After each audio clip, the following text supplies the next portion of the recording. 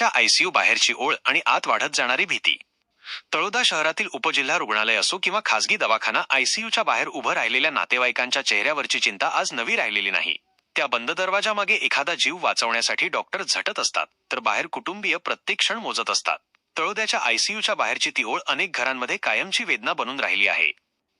या वेदनेमागचं वास्तव अधिक अस्वस्थ करणारं आहे. तळोदा शहर व परिसरात नशेचे वाढते प्रमाण, दारू तंबाखूचे खुलेआम सेवन आणि आरोग्याकडे होणारं दुर्लक्ष हे गंभीर आजारांना आमंत्रण देत आहे. हृदयविकार, मेंदूविकार, यकृताचे आजार, अपघात अशा रुग्णांची संख्या आयसीयू मध्ये वाढताना दिसते.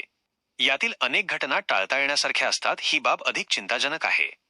दुसरीकडे थोडा त्रास आहे, काम आटोपल्यावर पाहू, अशा मानसिकतेमुळे आजार अंगावर काढण्याची सवय तळोदा परिसरात सर्रास दिसते. छातीत दुखणं, श्वास लागणं, रक्तदाब, साखरेतील बिघाड, अचानक चक्कर येणं हे सगळे धोक्याचे इशारे असतानाही वेळेवर डॉक्टरांकडे जाणं टाळलं जातं. परिणामी रुग्ण थेट गंभीर अवस्थेत रुग्णालयात दाखल होतो आणि कुटुंबियांना आयसीयूच्या बाहेर उभं राहावं लागतं. या पार्श्वभूमीवर तळोद्याचे वैद्यकीय क्षेत्रातील जाणकार डॉक्टर योगेश्वर चौधरी यांचा इशारा महत्त्वाचा ठरतो. नशा करत असाल तर आत्ताच थांबा. काहीही प्रॉब्लेम असेल तर उशीर न करता लगेच डॉक्टरांना संपर्क करा. हा इशारा केवळ रुग्णांसाठी नाही तर संपूर्ण समाजासाठी आहे. तळोदा शहराने आणि परिसरातील नागरिकांनी आता आत्मपरीक्षण करण्याची गरज आहे. आरोग्य ही नशेच्या आहारी जाण्याइतकी स्वस्त गोष्ट नाही. वेळेवर घेतलेला एक निर्णय एखादं कुटुंब आयसीयूच्या बाहेर रडण्यापासून वाचवू शकतो. आजच नशेला नाही आणि आरोग्याला हो म्हणणं हाच तळोद्याच्या सुरक्षित आणि निरोगी भविष्यासाठीचा खरा मार्ग आहे. पार्थ न्यूज संपादक हर्षल चौधरी. नमस्कार, मी doctor Yogeshwar Chaudhari, MD medicine physician, Mangalshyam hospital Taloda.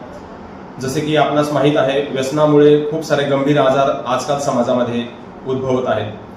जसे की हृदयाचे आजार, मेंदूचे आजार, लकवा, BP, डायबिटीज, कॅन्सर, यकृताचा कॅन्सर, आतड्यांचे कॅन्सर असे गंभीर स्वरूपाचे आजार. योग्य वेळी जर आपण यांच्यावर उपचार नाही केला तर ते जीवघेणे ठरू शकतात.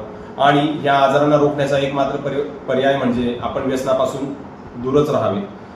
व्यसनमुक्ती अभियानाअंतर्गत आपण नागरिकांना सुद्धा सावध करावे. आपल्या कोणी नातेवाईकांमध्ये, मित्रांमध्ये कोणी जर व्यसन करत असतील तर सर्वांना कळकळीची विनंती आहे की कृपया या जीवघेण्या गोष्टींपासून दूर राहा, जेणेकरून आपण आपल्या परिवाराचे व स्वतःचे व्यवस्थित संरक्षण करू शकू.